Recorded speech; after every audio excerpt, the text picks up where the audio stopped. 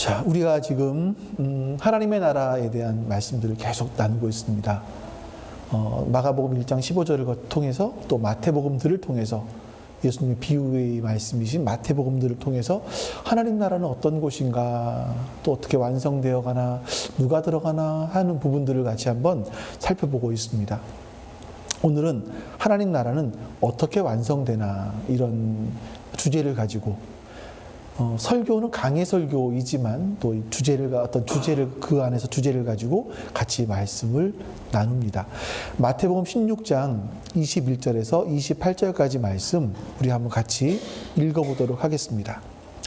그때 예수께서는 자기가 반드시 예루살렘에 올라가야 하며 장로들과 대제사장들과 율법 학자들에게 많은 고난을 받고 죽임을 당해야 하며 사흘째 되는 날에 살아나야 한다는 것을 제자들에게 밝히기 시작하셨다. 이에 베드로가 예수를 따로 붙들고 주님, 안 됩니다. 절대로 이런 일이 주님께 일어나서는 안 됩니다. 하고 말하면서 예수께 대들었다. 그러나 예수께서는 돌아서서 베드로에게 말씀하셨다. 사탄아, 내 뒤로 물러가라. 너는 나에게 걸림돌이다. 너는 하나님의 일을 생각하지 않고 사람의 일만 생각하는구나. 그때 예수께서는 말씀하셨다. 누구든지 나를 따라오려거든 자기를 부인하고 제 십자가를 지고 나를 따라오너라. 누구든지 자기 목숨을 구하고자 하는 사람은 잃을 것이요 나 때문에 자기 목숨을 잃는 사람은 찾을 것이다. 사람이 온 세상을 얻고도 제 목숨을 잃으면 무슨 이득이 있겠느냐. 또 사람이 제 목숨을 되찾는 대가로 무엇을 내놓겠느냐. 인자가 자기 아버지의 영광에 쌓여 자기 천사들을 거느리고 올 터인데 그때에 그 행실대로 갚아줄 것이다. 내가 진정으로 너희에게 말한다. 여기에 서 있는 사람들 가운데는 죽음을 맛보지 않고 살아서 인자가 자기 왕권을 차지하고 오는 날을 볼 사람도 있다. 아멘. 사람들에게 이제 하나님 나라가 어떤 곳인가 라고 물어보면, 하나님 나라는 어떤 곳이라고 생각을 하세요? 라고 물어보면, 제가 예전에 어떤 분들은 이렇게 말씀하시더라고요. 성경에 나온 말씀들은 모두 그대로 믿어야 된다. 이건 되게 맞는 말인 것 같아요. 근데 여러분, 천국은, 요한계시록에 보면 천국은요, 천국 성이 있는데 그 성의 기둥의 주춧돌은 12보석으로 되어 있고 성문은 진주로 되어 있어요. 성문 하나가 진주 하나로 되어 있어요. 그리고 천국의 도로 포장 재료가 뭐죠? 황금이죠. 예. 그거를 이렇게 믿어요. 근데 여러분 보세요. 아니, 원래 이 얘기를 하려고 했던 건 아닌데, 천국은 딱 들어가 봤더니, 주춧돌이 보석이고, 문은 진주고, 도로 포장 재료가 아스팔트가 아니라 황금이고, 이런 곳일 거냐. 말씀은 그렇게 이해를 해야 되는 것이 아니라, 보세요. 황금과 진주와 보석, 공통점이 뭘까요? 공통점은 너무 귀중한 것이다, 보물이다 하는 것과 또 한 가지 변하지 않는다는 거예요. 그 하나님 나라는 너무나 귀중한 것이고 변하지 않는다라는 것을 상징적으로 그렇게 요한계시록의 그 계시록 문화, 그 계시 문화 속에서 뭐죠? 그 글 속에서 그렇게 표현을 해 놓은 것이지, 그것이 꼭 천국문은 진주로 되어 있다, 이렇게 보시면 안 돼요. 그 많은 사람들이 하나님 나라가 어떤 곳입니까? 라고 물어보면 도로 포장 재료는 황금이고, 문은 진주로 되어 있고, 주춧돌은 보석으로 되어 있지 않을까요? 네. 그리고 이렇게 돼 있으니까 진주와 보석과 황금이 얼마나 웅장하고 화려하고 힘이 있고 내가 원하는 건 다 들어줄 수 있는 그런 나라. 이렇게 이제 하나님 나라를 생각하는 것 같습니다. 뭐 일간 맞겠죠. 예수 믿고 예수님을 따르면 예수님께서 우리가 원하는 것을 주신다. 이걸 기대하는 것은 당연한 일이라고 생각을 합니다. 그도 그렇게 생각할 수 있는 것이 예수님께서 이 땅에 오셨을 때 가장 먼저 하신 말씀이 뭐죠? 때가 찼다. 하나님 나라가 가까이 왔다. 이거거든요. 그래서 이제 회개하라. 복음을 믿어라인데 하나님 나라 가까이 왔다라는 거예요. 그러니까 예수님은 이 땅에 오셔서 하나님 나라 가까이 왔다라고 말씀하시면서 병든 사람을 고치시고 죽은 사람을 살리시고 그 작은 물고기와 보리떡을 가지고 5,000명을 먹이기도 하시고 4,000명을 장정만 4,000명을 먹이기도 하시고 이런 일을 하시단 말이에요. 그러니까 사람들이 바라볼 때 야, 저렇게 능력 있는 분이 우리의 메시아라면 그 메시아가 시작하시는 그 하나님의 나라라면 우리는 그토록 원했던 지금 수도 없이 바벨론부터 시작해서 헬라 그리고 로마에 이르기까지 계속되는 속국으로 살았는데 이제는 우리 독립을 하고 아주 부강한 나라가 되지 않겠나 이런 이제 기대감을 가지고 예수님을 따랐던 거죠. 그런데 여러분 예수님은요 성경을 보시면 이제 중요한 건 이거예요. 어떤 분들은 그런 것만 봐요. 이렇게 예수님의 옷자락을 만지니까 혈루증이 나았더라. 요거 하나만 보는 거예요. 근데 성경은요 예수님이 살아가신 삶 전체를 보셔야 되죠. 예수님께서는 그런 기적도 일으키신 반면에 계속 시간이 지나면서 사람들이 기대했던 것과는 다른 길을 가세요. 다른 말씀들을 하세요. 자, 예수님께서 하나님 나라 복음을 처음 선포했습니다. 막 인기가 막 올라가요. 근데 이상한 말을 하기 시작하시는 거예요. 그게 뭐냐면 내가 죽어야 된다. 나 십자가에 죽을 거다. 이스라엘의 지도자들이 나를 팔아 넘길 거다. 나는 십자가에 죽을 거다. 하지만 사흘 만에 다시 살아날 거야. 라고 계속 말씀하시는 겁니다. 제자들은 이해를 할 수가 없었어요. 성경에는요, 가룟 유다가 예수님을 팔아버리기로 했던 결정적인 사건이 하나 기록되어 있는데, 베단이라는 곳이에요. 베단이라는 곳에서 예수님이 식사를 이제 사람들과 하고 계셨는데, 한 여인이 들어와서 그 값비싼 300데나리온이라 되는 값비싼 향유, 옥합을 가지고 예수님 앞에서 깨고, 그것을 가지고 예수님의 머리에 붓고 자기의 머리카락으로 예수님의 발을 닦아드렸습니다. 그때 가룟 유다가 아마 다른 사람도 마찬가지였겠지만 가룟 유다가 이 여인을 굉장히 꾸짖습니다. 아니 그 300데나리온이나 되는 굉장히 비싼 그 향유를 차라리 팔아서 가난한 사람들을 도와주면 얼마나 좋으냐. 왜 이거를 이렇게 낭비하느냐, 허비하느냐라고 이 여인을 나무래요. 그때 예수님 뭐라 그러십니까? 내버려둬라. 이 여인은 나에게 아름다운 일을 한 거야. 가난한 사람들은 항상 너희와 함께 있겠지만 나는 너희와 항상 함께 있지 않아. 이렇게 말씀하세요. 자, 그러면서 이런 말씀하시는 거예요. 이 여인은 지금 나의 장례를 준비하고 있는 거야. 라고 말씀하시는 거죠. 그래서 이 사건 다음에 뭐가 나오냐면 가룟 유다가 제사장들에게 가서 예수님의 정보를 흘립니다. 어떻게 죽이자, 어떻게 잡자, 이런 정보를 예수님 팔아넘기기로 결심을 한 거죠. 사실 가룟 유다가 이 여인이 향유 옥합을 깨트려서 허비한 것에 대해서 화가 날 수 있었겠지만 지금 예수님은요 예루살렘으로 들어갔어요. 사람들이 막 예수님을 따라요. 인기가 있어요. 그러면 이런 때에 헤롯 딱 제쳐버리고 예수님이 왕이 되어서 로마로부터 독립시키고 얼마나 좋아요. 얼마나 좋겠어요. 그렇게 인기를 한 몸에 받고 있었는데 근데 예수님 뭐라 그러십니까? 나는 죽을 거야. 나는 죽어야 돼. 그러니까 가룟 유다가 도저히 화가 나서 이분은 도저히 소망이 없구나. 충격 요법이 필요하겠구나. 이분을 각성시키려면 충격 요법이 필요하겠구나. 이런 생각을 한 거예요.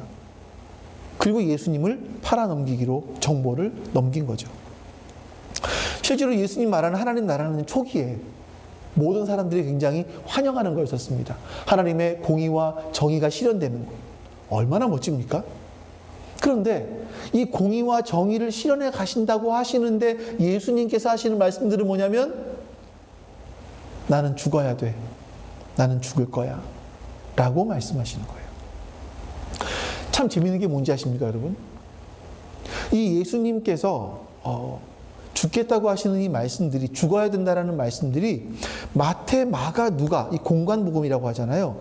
이 세 가지 성경에는 동일하게 똑같이 기록되어 있다는 겁니다. 우리 예수님께서 일생에 3번 죽는다라는 말씀하셨어요.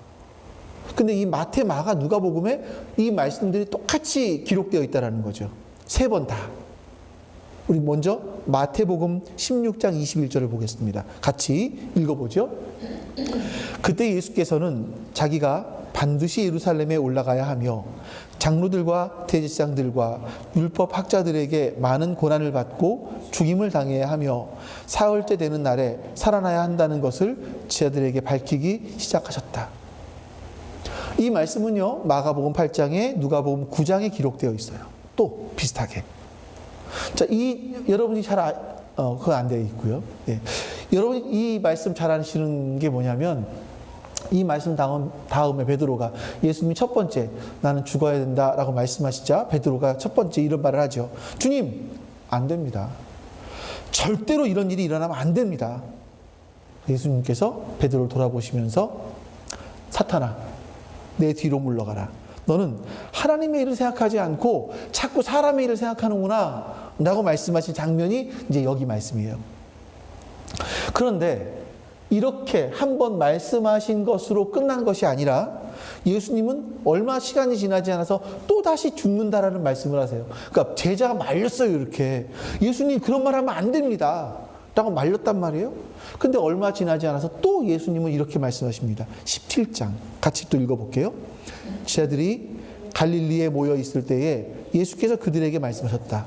인자가 곧 사람의 손에 넘어갈 것이다. 사람들은 그를 죽일 것이다. 그런데 그는 사흘째 되는 날에 살아날 것이다. 그렇게 말씀하시니 그들은 몹시 슬퍼하였다. 이 말씀은 마가복음 9장에 누가복음 9장에도 기록되어 있습니다. 다 기록되어 있어요. 예수님께서 죽으시고 사흘 만에 부활하실 걸 또 말씀하십니다. 이번에는 반응이 어땠습니까? 그들은 몹시 슬퍼하였다.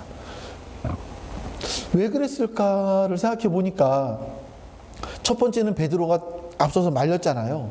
그럴 수 없습니다. 항의했잖아요. 근데 예수님이 또 이런 말씀하시니까 이들이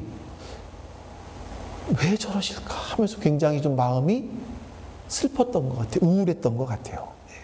근데 이걸로 끝난 게 아니에요.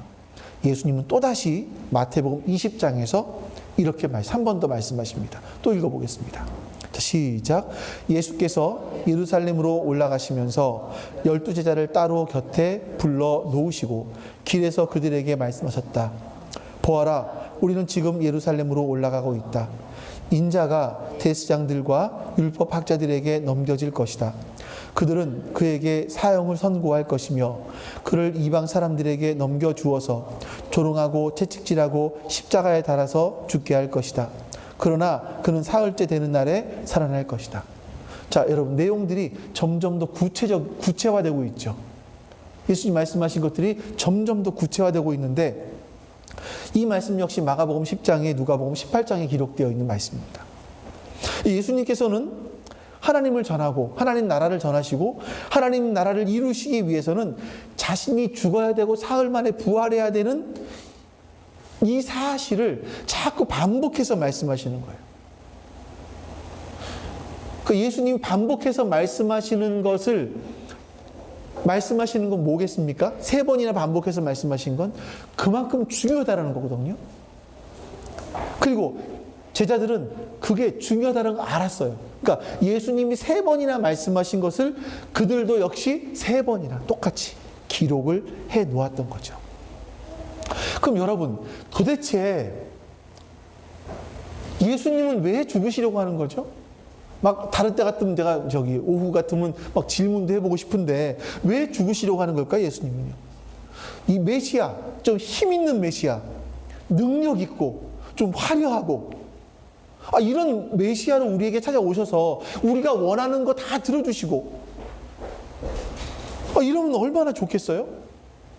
그런데 예수님께서는요, 자꾸만 죽는다고 말씀하시는 겁니다.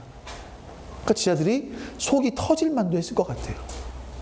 이건 현대인도 마찬가지 아니겠습니까? 하나님 믿으면, 예수님 좀 믿기 시작을 하면 좀 잘 되고 힘도 얻고 내 인생이 화려해지고 이러면 얼마나 좋겠어요? 그런데 예수님이 자꾸 죽는다, 난 너희를 위해 죽었다 말씀하시니까 이거를 우리는 보통 뭐라고 생각하냐면 그만큼 우리를 사랑해 주시는 거구나, 예수님이 죽으실 만큼 나를 사랑해 주셨구나, 이렇게 생각을 해요. 나 중심으로. 그래서 예수님은 나 죽으실 정도로 나를 사랑하시는 분이셔 라고 그냥 치부해버리고 말기도 하죠. 여러분, 왜 그러면 예수님께서는 이렇게 하셨을까요? 왜 죽으셨죠? 굉장히 중요해요, 여러분. 이 부분이 굉장히 중요해요. 예수님은 왜 죽으셨을까? 왜 죽어야 됐을까? 왜 죽는다고 말씀하셨을까? 그 이유를 가장 잘 설명한 성경구절 중에 하나가 뭐냐면 마태복음 20장 28절 그리고 마가복음 10장 45절이에요. 같은 말씀인데 우리 한번 위에 것만 읽어볼게요. 시작. 인자는 섬김을 받으러 온 것이 아니라 섬기러 왔으며 많은 사람을 위하여 자기 목숨을 몸값으로 치러주려고 왔다. 자, 예수님이 이 땅에 오신 이유가 뭐예요? 이 땅에 오신 이유가 뭐예요? 몸값. 그러니까 죽으신 이유가, 예수님이 이 땅에 오셔서 죽어야 되는 이유가 뭐냐면 자기 목숨을 몸값으로 치러주기 위해서. 누구에 대한 몸값? 우리에 대한 몸값으로 치르시기 위해서. 자, 여러분, 이런 거 아시잖아요. 왜? 유괴를 하는 그런 유괴에 관련된 영화나 드라마에 보면 어떤 나쁜 악당이 한 어린아이를 유괴해 가서 부모에게 요구하는 게 있습니다. 뭐죠? 몸값. 그럼 그 몸값을 받으면 몸값을 받고 어린아이를 돌려주는 거예요. 어린아이의 값이 이 몸값이잖아요. 이런 거잖아요.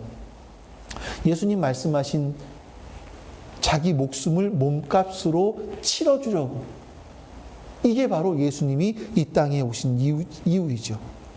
이 땅에 있는 사람들이요, 고통당하고 슬픔과 아픔 가운데 있어요. 근데 그 이유가 뭐냐면 우리가 살아가는 이 세상은요, 하나님의 공의와 정의로 다스리는 그런 나라가 아니라, 그런 나라에 살고 있는 것이 아니라 세상의 나라, 사람의 나라, 우리 눈에 보이지는 않는 영적인 존재인 사탄의 나라, 여기에 속해 있기 때문에 그래요. 여기에 속해 있는 사람들을 건져내셔야만 돼요. 거기서 건져내셔야만 되는 거예요. 왜? 거기서 있으면 죽게 되는데 그 죽게 되는 목숨값을 대신 예수님이 죽어주시고 우리를 거기서 건져내시는 거예요. 예수님 우리를 대신해서 몸값을 지불하신 거죠. 그러니까 여러분, 예수님이 이 땅에 오셔서 죽으신 것은 단지 우리를 사랑해서 이런 것이 아니라 죽으셔야 되던 이유가 있어요. 그 몸값을 목숨으로 대신 치루어 주시기 위해서였던 겁니다. 이게 예수님이 죽으셨던 이유입니다. 사람들이 생각하는 것처럼 그냥 힘있고 웅장하고 화려하게 오셔서 하나님 나라를 짠 선포하시고 악한 사람들을 쓸어버리고 이렇게 끝나는 것이 아니라 오히려 예수님은 이 땅에 낮은 모습으로 오셔서 죽는 길을 택하셨습니다. 이게 예수님이 이 땅에 오신 이유입니다. 그래서 요한복음 10장 같은 데 보면 10장에 보면 11, 15, 17, 18절에 보면 이렇게 말씀하세요. 나는 선한 목자다. 나는 선한 목자다. 선한 목자는 양들을 위해서 자기 목숨을 버린다. 이렇게 말씀하시는 거죠. 여러분, 하나님 나라의 백성이 되는 방법은요, 나 자신이 하나님 나라에 속해 있지 않다, 나는 하나님 나라 백성이 될 수 있는 사람이 아니다, 존재가 아니다, 그런 소망이 없다라는 것을 알고 살아가는 것밖에 없어요. 이걸 인정하고 직면하는 거예요. 여기서 출발합니다. 우리가 아무리 선하게 살려고 해도요, 착하게 살려고 해도요, 이 악한 구조 속에 있다라는 것, 악한 세상 속에서 벗어날 수 없다라는 것을 우리는 알아야 돼요. 우리는 그냥 악한 세상의 일부입니다. 이게 우리의 한계이죠. 우리의 한계. 서구나 아예 그냥 이거를 다이렉트로 꽂자. 오늘만. 내가 다시 한번 해볼게. 우리는 세상의 일부인 겁니다. 근데 그런 우리를 세상으로부터 돌려받기 위해서, 건져내기 위해서 예수님은 자신의 목숨을 몸값으로 지불하시고 우리가 하나님 나라에 들어갈 수 있는 길을 열어놓으신 거예요. 이게 바로 복음이에요. 하나님 나라 복음이에요. 이제 우리가 할 수 있는 것은 뭡니까? 그 초청에 대해서 반응하는 거예요. 여러분, 신앙은요, 반응입니다. 신앙이 있느냐 없느냐라는 것은 하나님의 말씀을 듣고 그 말씀에 반응을 하느냐 안 하느냐거든요. 예수님의 초청을 듣고 우리가 받아들이는 거죠. 그리고 하나님 나라에 들어가게 하시기 위해서 자기 자신을 버리고 죽기까지 하신 그 사랑에 감격해서 나 이제 하나님 예수님을 따르겠습니다. 하나님 나라 백성으로 살겠습니다. 내 삶의 방향을 바꾸겠습니다. 회개. 내 삶의 방향을, 세상을 향해 나가던 삶의 방향을 바꿔서 하나님 나라 백성으로 살겠습니다. 이게 이거예요, 이거. 근데 여러분 보세요. 현대 교회가 이게 어떤 이제 학자들이 하는 얘기가 그거예요. 현대 교회의 약점이 뭐냐? 현대 교회는 이 세상 구조가 얼마나 악한지를 얘기하지 않는다라는 거예요. 세상 구조가 얼마나 악한지, 우리가 얼마나 악한 구조 속에 살아가고 있는지를 말하지 않는다라는 거죠. 단지 그냥 예수 믿으면 구원받습니다. 이 얘기만 한다라는 겁니다. 그 사람들이 나 예수 믿으면 천당 갈 거니까, 천당 가니까 지금은 악한 세상에 살고 있기 때문에 어쩔 수 없이 죄는 지을 수밖에 없고, 그럼 우리는 어떻게 해요? 교회 와서 회개하면 되는 거예요. 세상은 악하니까 죄를 지을 수밖에 없어요. 세상처럼 살 수밖에 없어요. 그런데 유일한 해결책이 뭐냐면 교회 와서 회개하면 된다. 언제든지 무한대로 용서하신다. 이런 생각들을 갖고 있는 거죠. 그러나 여러분, 그건요, 예수님께서 의도하시는 것들이 아니에요. 만약에 그대로 본다면 그 교회를 다니면서 세상에서 똑같이 죄를 짓고 살아가는 그 사람들의 모습과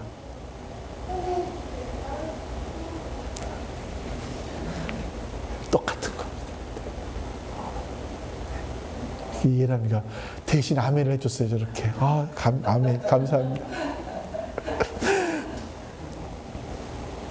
예수님이 이 땅에 오셔서 몸값을 치러주시고 우리를 하나님 나라 백성으로 삼으신 것은 우리가 세상에 똑같이 살아가면서 똑같이 죄를 짓고 교회 와서 회개하고 이렇게 살아가라고 하신 것이 아니라, 이제 너희가 세상의 방식이 아니라, 세상의 가치관이 아니라 하나님 나라의 논리와 하나님 나라의 원칙과 하나님 나라의 가치관을 가지고 이 땅을 하나님 나라에 속해서 살아가라고, 하나님 나라 방식으로 살아가라고 우리를 부르신 겁니다. 그렇게 살라고 우리를 부르신 거죠. 그래서 우리가 예수 믿었을 때, 예수님을 따르기 시작했을 때 우리는 그분의 고난과 그분의 십자가와 그분이 행하신 일들을 의지해서 감히 자격이 없던 내가 하나님 나라 백성이 되었습니다. 그리고 하나님 나라 백성으로 살겠습니다 하면서 살아가는 거예요. 그래서 이 여러분이 하나님 나라가 완성되기 위해서는요, 예수 그리스도께서 자신의 목숨을 몸값으로 지불하셔야만 했던 분명한 이유가 있었던 겁니다. 여러분 기억하십시오. 예수님이 여러분들을 위해 죽으신 것은, 우리 십자가 달리신 것은 단지 우리를 너무나 사랑하시기 때문에, 그것이 아니라 하셨지만 그것을 위해서, 그래서 사랑하셨기 때문에 우리가 죽어야 되는 그 죽음을 대신 몸값으로 치러주셨다라는 것. 우리가 죽어야 될 죽음 대신 우리를 살리기 위해서 예수님이 대신 죽으심으로 몸값을, 말이 꼬였습니다. 네. 자, 이렇게 얘기해도 몬떡같이 얘기해도 몬떡같이 알아들으시겠죠? 예수님이 우리를 대신해서 몸값을 지불하신 겁니다. 자, 그런데 여러분, 문제가 있어요. 문제가 뭐냐면, 예수님께서 우리에게 하시는 말씀이 뭐냐면, 너희도 너희 십자가를 지고 나를 따르라, 이렇게 말씀하시는 거예요. 우리도 우리 십자가가 있대요. 십자가를 지래요. 십자가가 뭔데? 죽는 거잖아요. 근데 그걸 지고 따라오래요. 우리 말씀 볼까요? 우리가 마태복음 16장 본문에 있는 말씀인데 같이 한번 읽어보죠. 시작. 그때에 예수께서는 제자들에게 말씀하셨다. 누구든지 나를 따라오려거든 자기를 부인하고 제 십자가를 지고 나를 따라오느라. 누구든지 자기 목숨을 구하고자 하는 사람은 잃을 것이요 나 때문에 자기 목숨을 잃는 사람은 찾을 것이다. 이 말씀은 마태복음 10장에도 말씀하셨고 마가복음, 누가복음에도 똑같이 하신 말씀들이세요. 여러분, 예수님께서는요, 우리가 하나님 나라 백성이 되었다면, 예수님을 진정으로 따르겠다고 고백한다면, 하나님 나라가 예수님이 십자가를 지고 죽으심으로 완성된 것으로 끝난 것이 아니라, 예수님을 따르겠다고 고백하는 사람들도 자기 십자가를 지고 예수님을 따라야 된다라고 말씀하시는 거죠. 하나님 나라가 이 땅에 온전하게 임할 때까지 너희들도 그 십자가를 지고 나를 따라라 말씀하시는 거예요. 사람들은요, 이 말씀 별로 안 좋습니다. 불편합니다. 아니, 예수님 믿으면 됐지. 예수님 믿는 걸로 됐지. 나한테 십자가를 지라고 해, 불편하게. 그냥 이제부터는 좀 예수님 믿고 기쁘고 즐겁고 행복하고 능력 있고 복이 넘치는 삶을 살면 얼마나 좋습니까? 그런 생각이 드는 거죠. 예수님이 지신 십자가는 죽는 거 아니에요. 근데 나한테 그걸 또 지래. 그리고 따라오래요. 현대 그리스도인들이 이걸 좋아할 리가 없습니다. 덮어두고 싶죠. 이런 부분은 좀 이렇게 좀 빼놓고. 그래서 목사들이 설교하기 까다로워하는. 언제 설교하는지 아세요? 이런 거요? 자기 십자가를 져라. 교회 건축할 때, 건축 헌금 내라고 할 때 이런 얘기들을 주로 해요. 너의 십자가가 있으니까 좀 져라고 얘기를 하는 거죠. 이 십자가가 헌금을 얘기하는 거겠습니까? 여러분, 우리가 살고 있는 우리 현대 사회 속에서 우리가 예수님을 따르기 위해서 자기 십자가를 지는 일들이 있어야 합니다. 근데 여러분, 그거는요, 아주 작은 것부터 시작을 해요. 뭘까? 몇 가지를 짚어드려 볼게요. 여러분들이 오늘 여기 와 앉아 계세요? 이런 생각을 간혹 해요. 야, 이 주일, 그러니까 일요일, 이 황금 같은 시간에 여러분들이 여기 왜 나오셨을까? 왜 나오셨을까? 주일 아침에 여러분 할 수 있는 게 얼마나 많아요? 일주일 동안 얼마나 고단한 삶을 살았습니까? 토요일까지 쉬지도 않고. 그러면 주일 정도, 하루 정도 늦잠을 자면서 좀 여유롭고 한가하게 내 몸의 피로를 쫙 풀면서 좀 늘어져서 있을 수 있지 않을까요? 근데 주일 예배가 11시래. 이 11시가 뭔지 아세요? 그냥 토요일과 이 주말을 반토막 닦는 거예요, 그냥. 어디도 못 가. 11시면, 여러분들이. 안 그래요? 11시에, 우리 같은 11시에서 2시에서 2시 반 사이에 끝나요. 오후에까지 모이고 나면. 그러면, 아니, 이 황금 같은 일요일을 아무것도 못해. 2시 반에 어디 나가? 겨울에 날씨도 어두워지는데요. 추운데. 아무것도 못해요. 활동에 지장을 받아요. 토요일부터 시작해서 주일날까지 1박 2일로 어디로 갔다 올 수 있는데 그것도 못하게 됐네? 이게 얼마나 불편해요?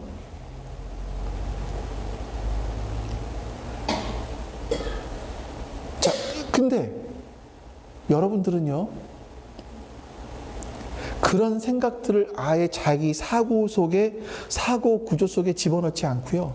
나는 적어도 주일 이 시간에는 하나님을 예배하는데 내 삶을 드리겠습니다 라고 고백하신 분들이시죠. 그것이 여러분들이 그 수많은 여러분들이 선택할 거리들이 있어요. 주일날 할 수 있는 선택거리들이 있어요. 그 가운데 여러분들은 하나님을 선택한 거예요. 예수님을 선택하신 거죠. 가장 초보적이지만 가장 기본이 되는 그런 십자가 지는 삶인 거예요. 이게 바로 십자가를 짊어지는 그런 삶인 거죠. 보세요. 주의를 지키기 위해서 어떤 분들은 여기 계신 분들은 주말에 산에 가는 분들은 없는 것 같아요. 있잖아요. 여러분 우리 꼭 산이 여기 수락산, 불암산, 도봉산 이런 것만 있는 거 아니잖아요. 저 아래쪽에 내려가면 동쪽으로 가면 설악산도 있고 남쪽으로 가면 지리산도 있고 얼마나 좋은 명산들이 많아요. 근데 1박으로 아니 1박이 된다. 당일치기로 갈 수 있나요? 그런 데를? 1박을 해야 될 거 아니에요. 그러려면 주의를 끼고 가야 되는데 여러분 어떤 분들은 주의를 지키기 위해서 그 주말에 가던 산을 포기해요. 어떤 분들은요 또 토요일 밤늦게까지 음주 가무를 즐기던 것들을 포기해요. 젊은 사람들은 토요일 늦은 시간까지 게임하던 것들을 포기해요. 주일에 교회 나오기 위해서. 이런 것들을 포기한다는 것이 여러분 초보적이긴 하지만 굉장히 기본이 되는 십자가를 지는 삶인 거죠. 그것뿐이겠습니까? 우리가 신앙생활 하다 보면 이게 공동체구나 라는 걸 알게 돼요. 신앙생활은 그냥 큰 교회에 가서 나 혼자 예배 드리고 아무도 터치받지 않고 아무 터치도 받지 않고 나 혼자 예배 드리고 나 혼자 집에 오는, 내지는 어떤 경우는 우리 가족이 예배 드리고 그냥 가족이 집에 가는 이런 구조가 아니라 신앙생활은 공동체구나. 나 혼자 하는 게 아니라 공동체의 삶을 살아가야 되는 것이구나라는 것을 성경에서 배우기 시작을 하죠. 근데 지금 어떻습니까? 개인주의가 얼마나 강해요? 사람들은요, 혼자 있기를 원해요. 누구한테 터치받기를 원하지 않아요. 항상 어느 정도 일정 거리를 두고 싶어 해요. 이거는 영적으로도 그렇고 모든 면에서 그렇습니다. 근데 여러분, 오후에 남아서 오후에 공동체 모임을 하네? 서로 어떻게 살았는지 얘기를 하래. 이게 얼마나 불편한 얘기예요? 근데 여러분들은 그것들을 감내하면서 하시는 거잖아요. 이 공동체의 중요성을 아시기 때문에 하시는 거잖아요. 이게 바로 십자가를 지는 거예요. 이게 또 십자가를 지는 거예요, 여러분. 또 어떤 경우는 더 나은 직장,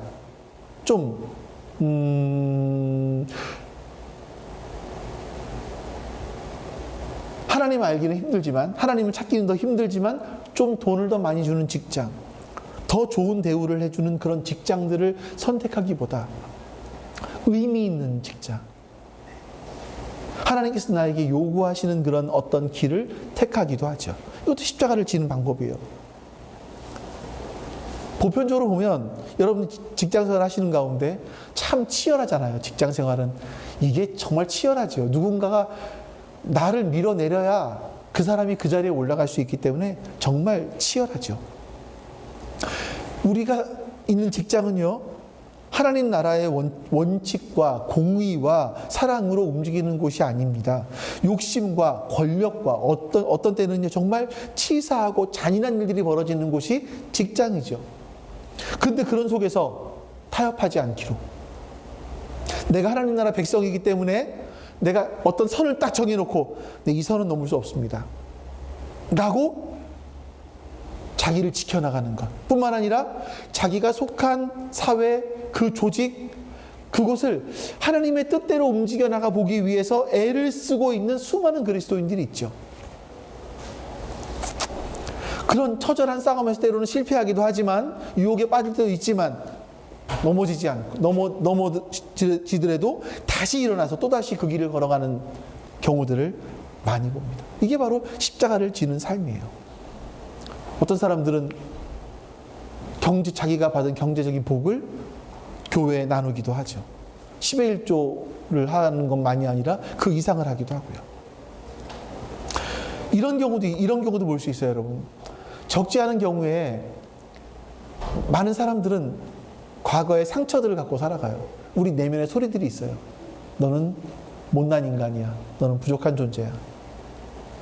이건 우리가 지금까지 살아왔던 삶의 모습들이에요. 그냥 내면의 소리들이에요. 그런데 그 소리를 듣기를 거부하고 주님이 우리에게 하시는 말씀, 내가 너를 사랑한다. 너는 나에게 존귀한 자다. 내가 너를 붙들겠다. 나를 따라와라 하는 이 말씀을 듣고 나의 내면의 소리를 듣지 않고 이 말씀을 따라가기로 결정하는 것. 하나님 말씀 듣겠습니다.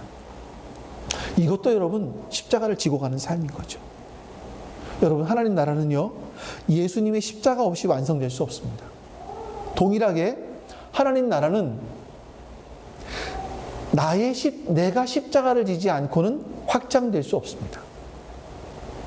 이 두 가지를 꼭 기억하셔야 돼요. 하나님 나라는 예수님의 십자가가 없이는 완성될 수 없는 곳이지만 또 내가 십자가를 지지 않으면 그 하나님 나라는 확장될 수 없다는 것. 이것이 기독교의 가장 중요한 부분들일 거예요. 그럼 이제 마지막으로 우리가 어떻게 이런 힘든 길을 갈 수 있을까? 예수님께서 말씀하신 것들이 있죠. 세상의 길은 넓어요. 편해요. 남들이 가는 길대로 살아가는 것이 참 편하고 좋아요. 그래야 사람들 무리 속에 들어가서 같이 이야기할 수도 있고 참 편해요. 근데 예수님은 우리에게 좁은 길로 들어가라고 말씀하시죠. 그런 길들이 뭘까? 그런 길들을 왜 갈 수 있을까? 보세요, 여러분. 우리가 평범한 사람들이 이런 말 들으면 좋잖아요. 예수 믿으면 돈 벌어요. 예수 믿으면 잘 살 수 있어요. 건강하게 되고 복도 많이 받아요. 이런 달콤한 이야기들이 있잖아요. 근데 그런 거 따르지 않고 불편하지만 십자가를 지는 것이 예수님이 가르쳐 주신 말씀이라는 것을 믿고 따라간다는 거예요. 도대체 그 길을 따라가는 이유가 뭘까요?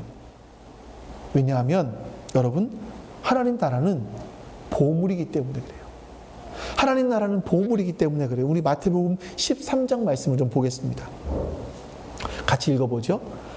하늘나라는 밭에 숨겨놓은 보물과 같다. 어떤 사람이 그것을 발견하면 제자리에 숨겨놓고 기뻐하며 집에 들어가서는 가진 것을 다 팔아서 그 밭을 산다. 또 하늘나라는 좋은 진주를 구하는 상인과 같다. 그가 값진 진주 하나를 발견하면 가서 가진 것을 다 팔아서 그것을 산다. 자, 여러분, 많은 사람들이 왜 이런 십자가를 지는 것을 어려워하지 않고 오히려 십자가를 달게 지고 가느냐라고 했을 때 그것이 그 이유가 뭐냐면 하나님 나라는 보물과 같기 때문에 그래요. 또 뭐와 같아요? 진주와 같기 때문에 그래요. 좋은 진주와 같기 때문에 그래요.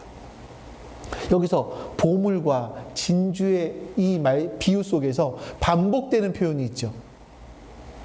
반복되는 표현이 있어요. 뭡니까?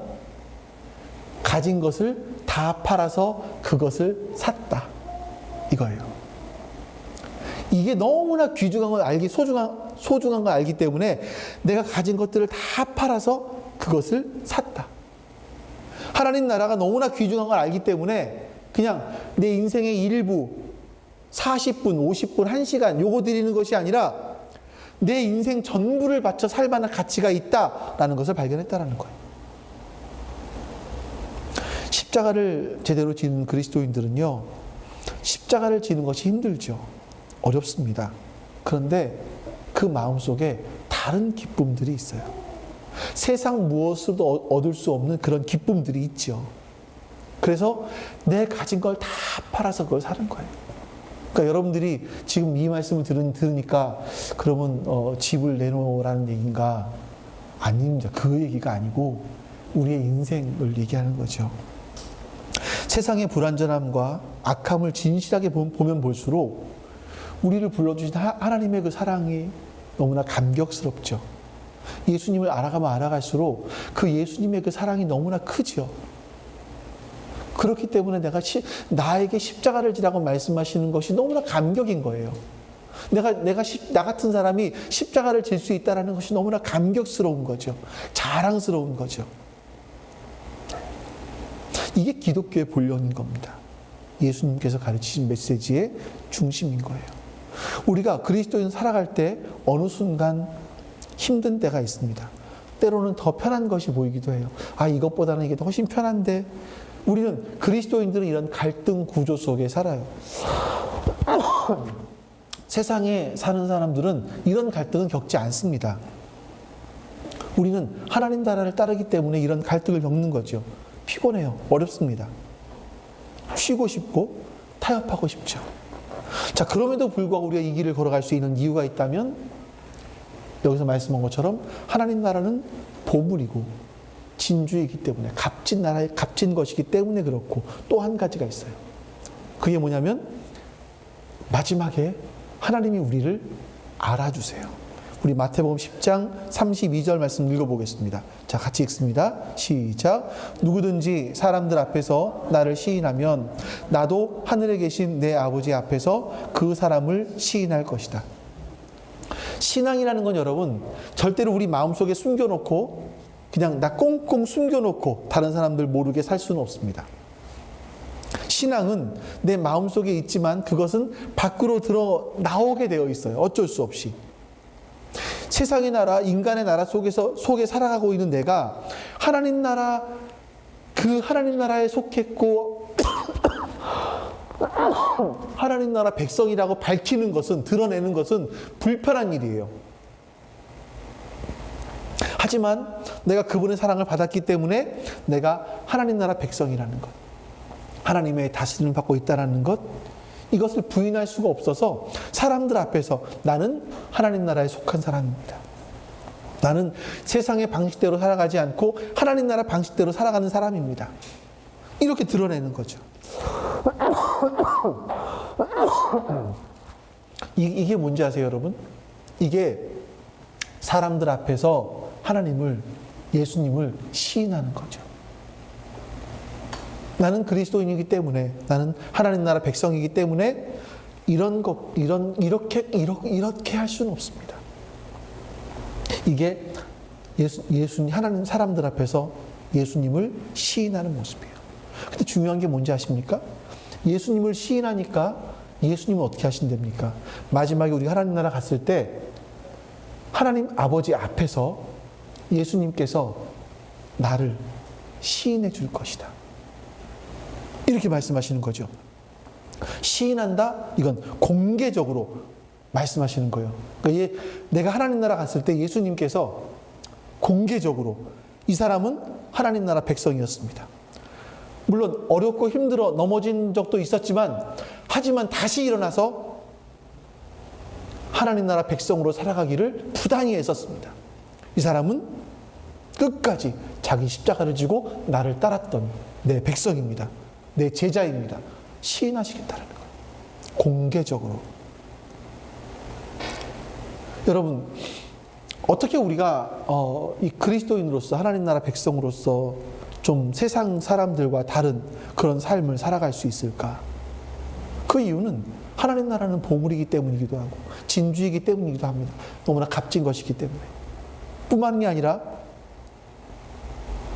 하나님께서 마지막 때에 우리를 인정하실 거예요. 사람들 앞에서. 내가 하나님 나라 백성으로 이 땅을 살아가다 보면 세상의 법칙에, 세상의 원리에 막혀서 좌절하고 좀 힘들 때도 분명히 있을 거예요. 그러나 그럼에도 넘어지지 않을 수 있는 이유는 하나님이 날 보고 계시고, 예수님이 내가 이렇게 힘을 쓰고 있는 것을 알고 계시기 때문에 하나님이 나를 시인해 주실, 예수님이 나를 시인해 주실 거야. 내가 이렇게 예수님을 시인하는 걸 보면서 예수님도 나를 시인해 주실 거야. 이거를 아는 거죠. 그러니 우리는 이 길을 갈 수밖에 없는 겁니다. 여러분, 우리도, 예수님도 자신의 십자가를 다 지시고 난 다음에, 하나님 나라를 온전히 선포하신 다음에 하나님을 만나셨죠. 우리도 우리의 십자가를 지고 우리 몫의 인생을 살아가며 하나님 나라를 우리의 말과 우리의 삶으로 선포하고 드러낼 때 우리는 하나님 아버지를, 그리고 예수님을 만나게 될 겁니다. 여러분, 그날까지 낙심하지 않고 좌절하지 않고 우리의 보물이고 진주인 하나님의 나라, 그리고 우리를 끝까지 지금도 지켜보고 계시고 하나님 나라 갔을 때 하나님 앞에서 우리를 시인해 주실 그 예수님, 그분을 생각하면서 꿋꿋이 이 믿음의 길을 끝까지 같이 걸어갈 수 있기를 주님의 이름으로 축원합니다. 하나님, 우리가 하나님 나라에 갔을 때 우리가 예수님을 믿게 된 것이 정말 잘한 일이고 정말 복된 일이라는 것을 알게 될 겁니다. 그러나 하나님, 그 나라에 가서 그 나라에 갔을 때야 비로소 예수 믿기를 잘했다라고 고백하는 사람이 아니라 이 땅을 살아가면서 지금 이 순간에도 내가 예수님 때문에 예수님 믿는 것이 정말 복된 일이고 예수님 믿는 것이 가장 잘한 일임을 깨닫는 우리가 되게 해주시옵소서. 몸으로 체험하는 우리가 되게 해주시옵소서. 우리가 믿고 있는 그 하나님 나라가, 그 예수님이, 하나님 나라는 마치 보석과 같고 진주와 같이 값진 것이어서 우리의 인생 전부를 팔아 그 하나님 나라를 사는 것, 그것이 너무나 잘한 일임을 알게 해주시고, 또한 그 마지막 때에 우리가 그 하나님 말씀으로 이 땅을 살아갔을 때 예수님께서 하나님 앞에서 우리를 시인할 그 날이 있음을 우리가 기억하며 매일매일 예수님을 시인하는 삶을 살아가는 것이 정말 복된 일임을 우리가 알고 살아갈 수 있도록 은혜를 베풀어 주시옵소서. 여호와는 내게 복을 주시고 너를 지키시기를 원하며 여호와는 그 얼굴을 내게 비추사 은혜 베푸시기를 원하며 여호와는 그 얼굴을 내게로 향하여 두사 평강 주시기를 원하노라. 아멘. 이제는 우리 주 예수 그리스도의 은혜와 아버지 하나님의 사랑하심과 성령 하나님의 교통하심이 지금 주 앞에 모여 예배드린 모든 하나님 백성들 머리 위에 지금부터 영원토록 함께 하시기를 간절히 축원하옵나이다. 아멘.